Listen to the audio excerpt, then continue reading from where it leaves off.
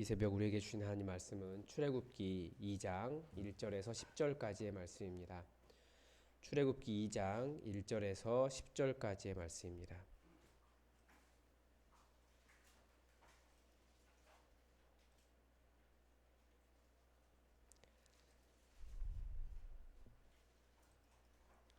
하나님의 말씀을 함께 읽겠습니다.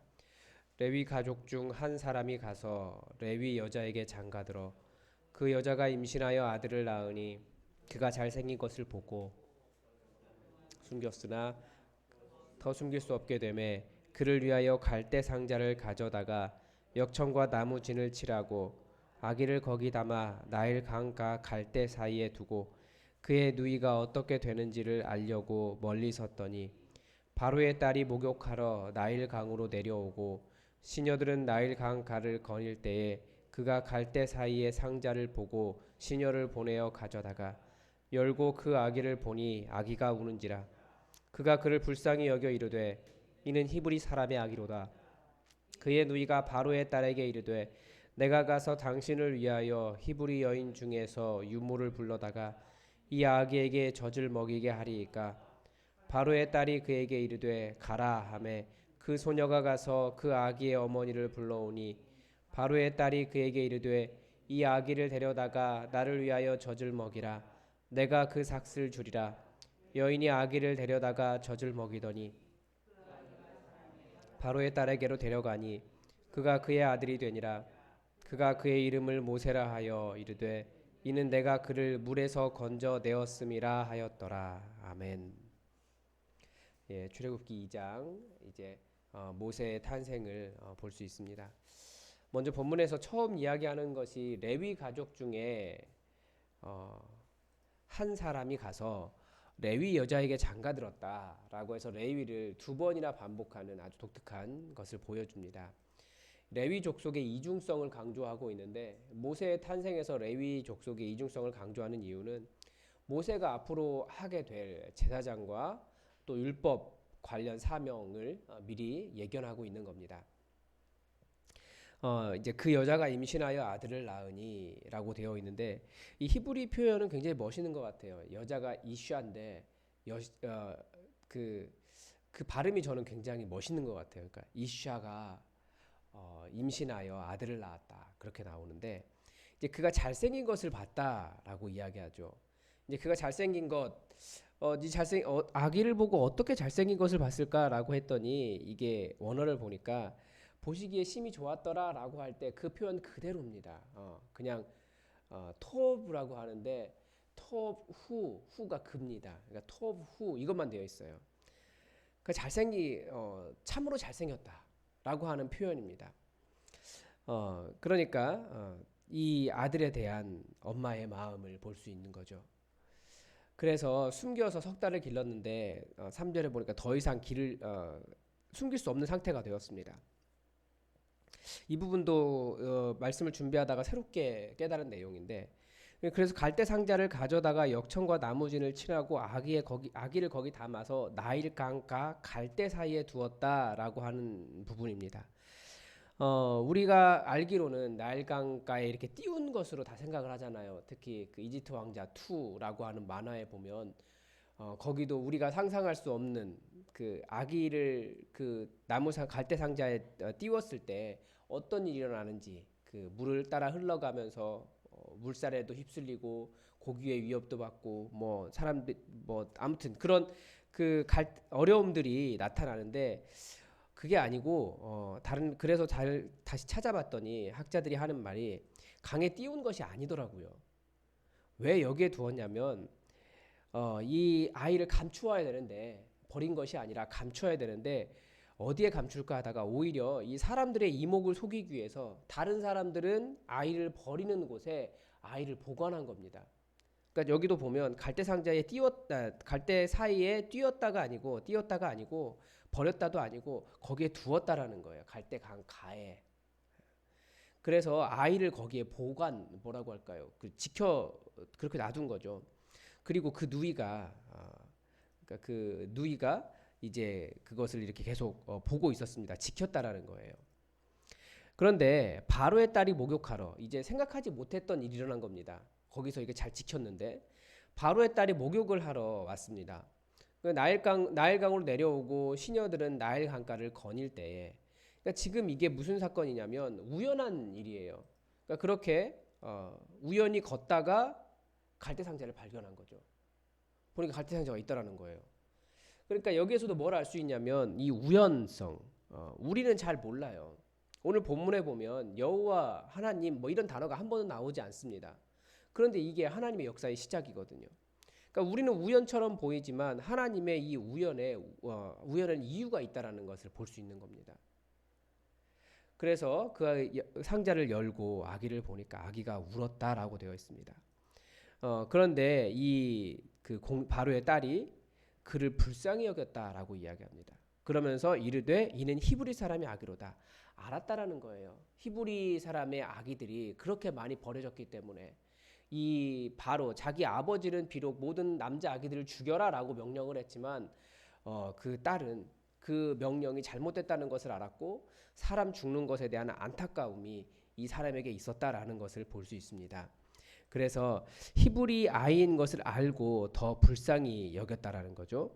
그래서 7절에 이번에는 그의 누이가 히브리 여인 중에 유모를 불러다가 이 아기에게 젖을 먹일까요? 라고 오히려 이렇게 연결하는 일을 합니다. 아이와 엄마가 연결이 되는 일이 생기고요.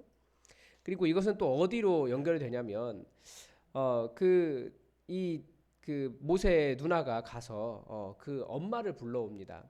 그래서 바로의 딸에게 이 아기를 데려다가 바로의 딸이 그 엄마에게 이 모세를 젖을 먹이라라고 말하면서 오히려 그 삭슬 주리라라고 이야기를 합니다. 오히려 버려진 아이 그렇게 잘못 걸리면 죽을 수밖에 없는 아이가 오히려 위험이 사라지고 오히려 그 위험이 더욱더 삭슬 받는 하나님의 특별하신 보호 아래 들어가게 됩니다. 위험이 기회가 되고 새로운 일들이 일어납니다.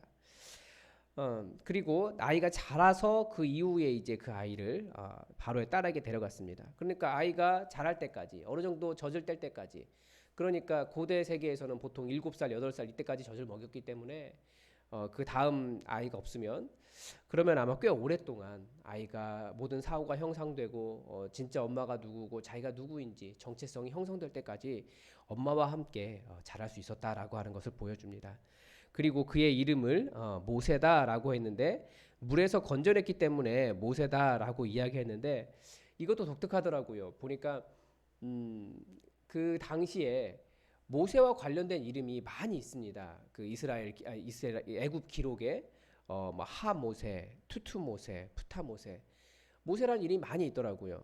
그래서 왜 이런 식으로 모세라는 이름이 붙었을까라고 생각을 해보니까 당시에 이런 식으로 나일강에서 건져내서 애굽인으로 입양된 아이들이 다수가 있었다라는 것을 알 수 있습니다.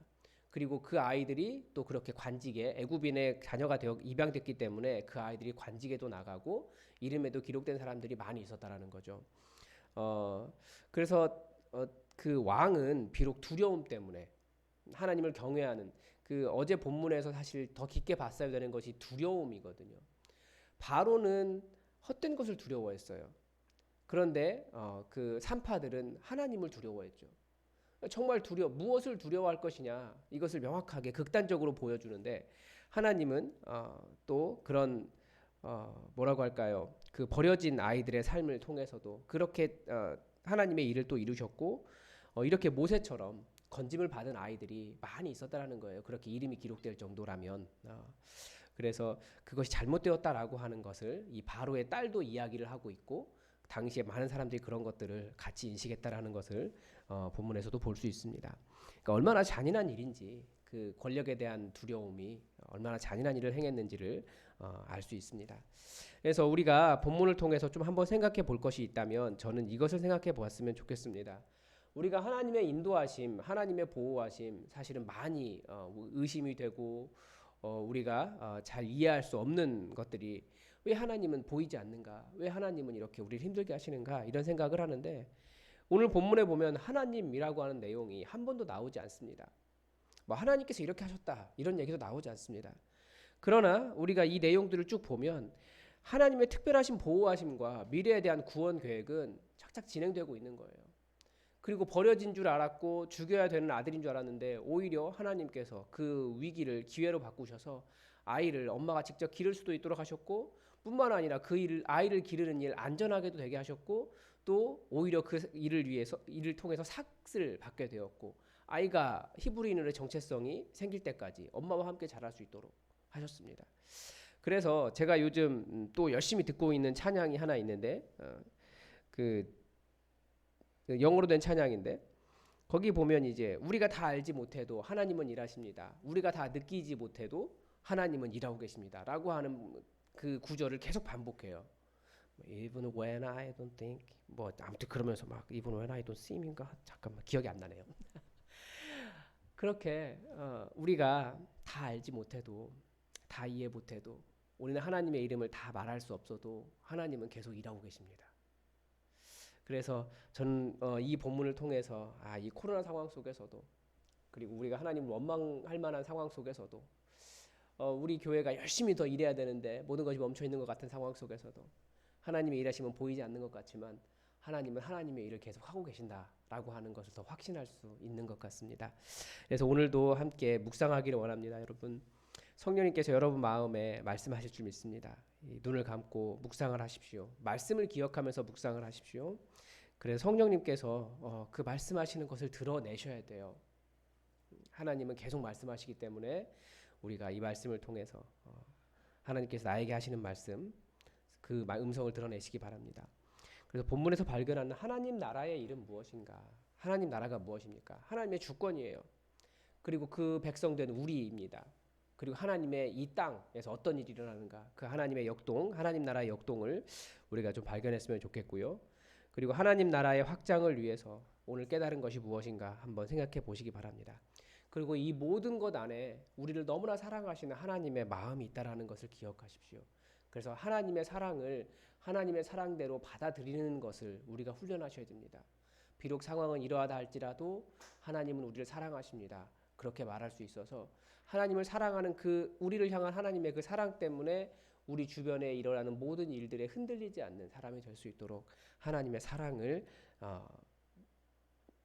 이렇게 충만하게 흡족하게 누리시는 시간 되시기 바랍니다. 다 함께 기도하겠습니다.